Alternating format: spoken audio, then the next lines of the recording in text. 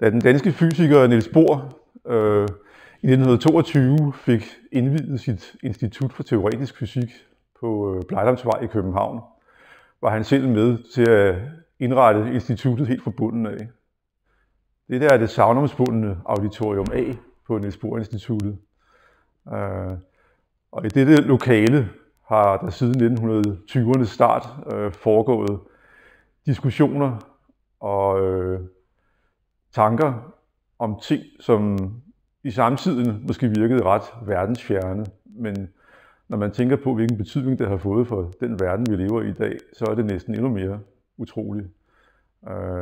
Computer, mobiltelefoner, GPS-systemer, alt den slags, som er en naturlig del af den moderne verden, ville være utænkeligt, hvis ikke det havde været for de opdagelser, som var blevet gjort i kvantefysikkens barndom, som især udspillede sig her på Niels Bohr Instituttet. Ja, auditoriet her, det ser jo stadig ud, som det gjorde helt tilbage fra starten af 1920'erne. Det er stadig de samme gamle, hårde klapsæder. Der har været tale om at anskaffe nogle hønder til dem, men det ville jo være omtrent som at indføre et rullefortov på pilgrimsruten til Santiago de Compostela i Spanien. Det var Niels Bohr selv, der designede systemet for tavlerne her.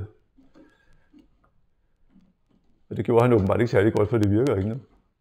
Nå, det er roligt det. Jeg ved ikke, hvorfor det ikke virker nu. Det gjorde det jo lige før.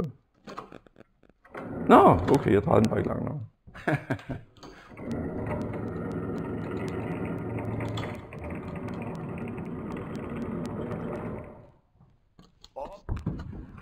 Der er flere tavler inde bagved. Så de store opdagelser dengang blev gjort i en støvsky af kridt. Den tyske fysiker Max Planck, han ville gerne løse et problem, som man kaldte den ultraviolette katastrofe.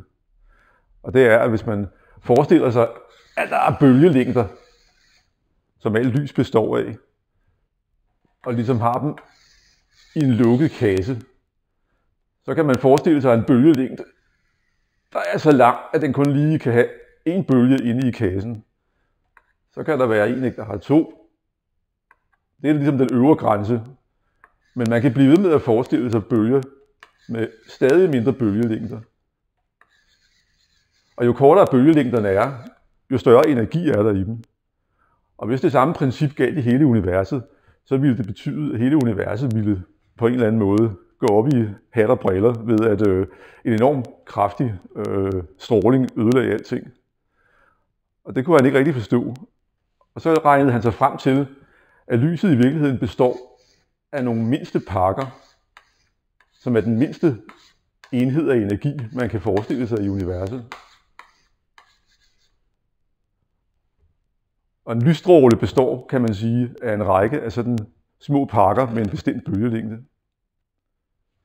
Det betyder så også, at hvis man vil studere et eller andet nede i atomernes verden, en elektron for eksempel, og finde ud af, hvad der foregår med den, så er man nødt til at kigge på den med noget lys. Men lys vil altid have en vis bølgelængde.